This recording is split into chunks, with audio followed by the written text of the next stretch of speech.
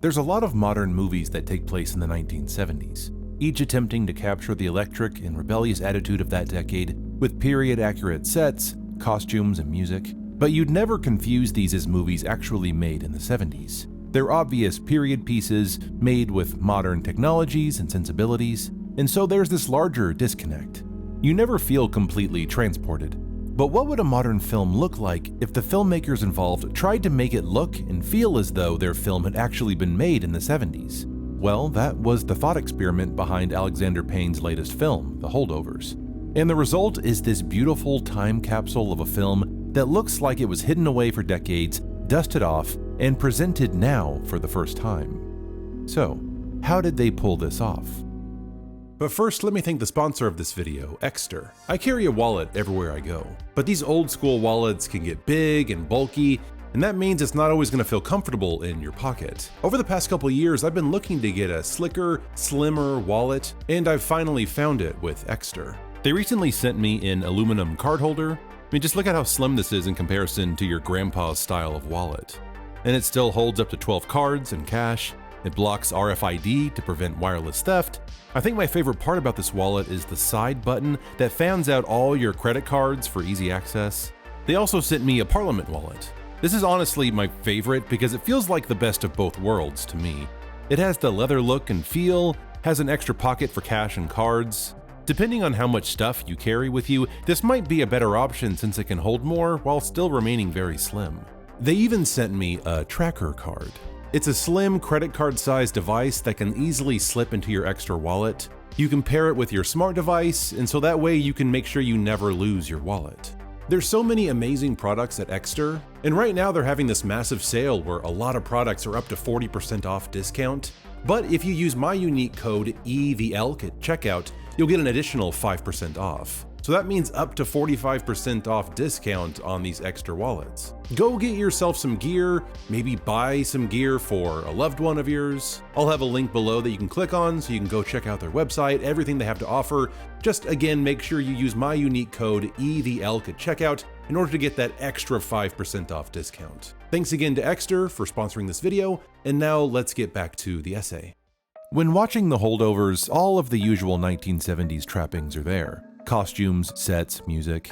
But director Alexander Payne wanted to take it a step further from other modern 70s period films by also utilizing filmmaking techniques, aesthetics, and equipment of that era.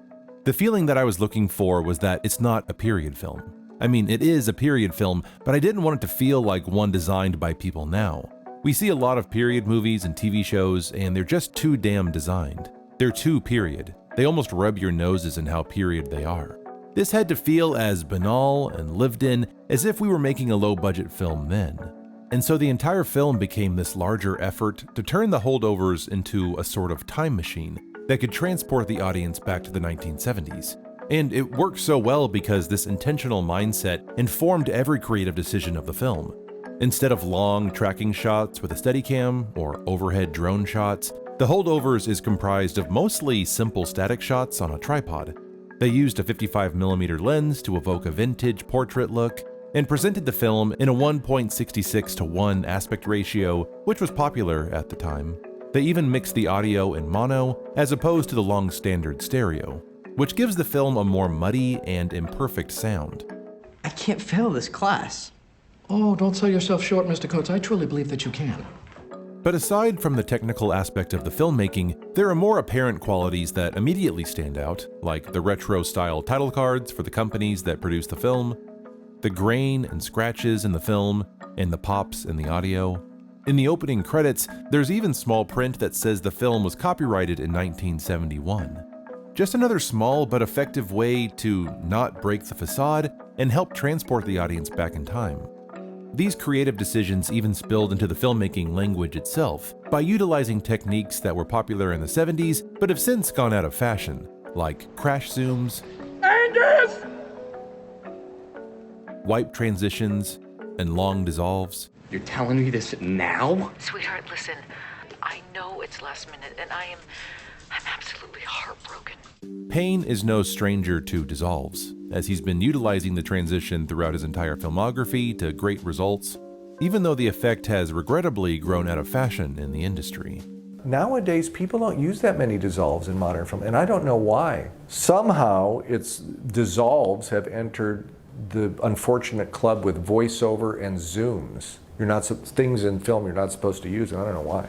It's a shame that dissolves aren't utilized as often in this faster-paced era of modern filmmaking that seems to favor hard cuts. But Alexander Payne understands the beauty and humanity that can be found in a long dissolve.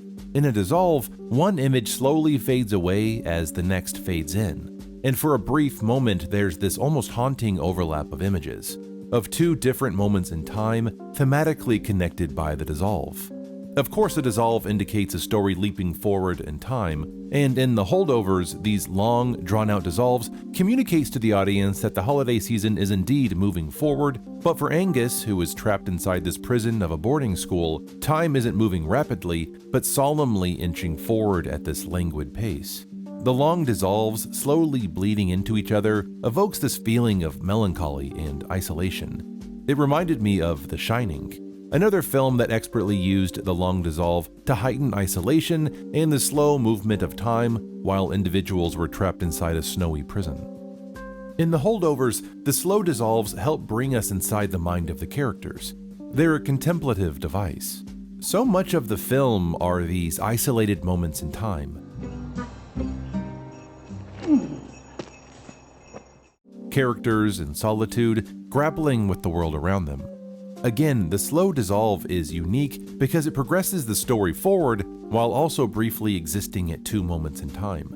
And that connective tissue offers meaning and a glimpse inside the minds of our characters. I have to tell you something. I think they're putting something in my food. Like Angus sitting with his confused and institutionalized father, slowly fading into Angus later trying his best to process what just happened. In this film, the slow dissolve not just fits the period aesthetic of filmmaking, but beautifully echoes a larger theme of the story. For these brief moments, our characters are simultaneously existing in the present and the past. And Paul Hunnam, Giamatti's character and Angus's history teacher at Barton Academy, reinforces the importance of the past in order to inform and give insight into the present. Before you dismiss something as boring or irrelevant, remember, if you truly want to understand the present or yourself, you must begin in the past.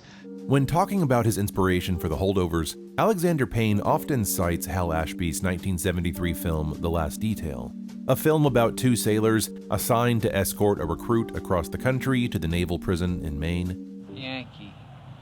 Bravo. Yankee. Bye-bye. End of the word. Hey, this son of a bitch is running away. Middle! And even though they sound like they have almost nothing in common, when you watch The Last Detail and The Holdovers, it's easy to spot the similarities. Long, beautiful dissolves, an oddball love story of three seemingly different characters.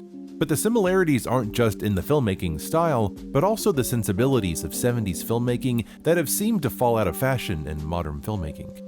The films in the 70s were the films that made me want to become a filmmaker myself. And those films, which are now considered art films, or from a different time, those are the films that taught me what an adult, commercial American film is. And I'm still trying to make 70s movies. With The Holdovers, Payne attempts to recapture a bygone era of adult filmmaking, with human stories that are character-based, ambiguous, challenging, and often messy, and does this by turning his film into a time machine, an ambitious thought experiment of what it would look like to make a movie not just set in the 70s, but with a look and feel as though it had actually been made in the 70s. And the end result is nothing short of a resounding success.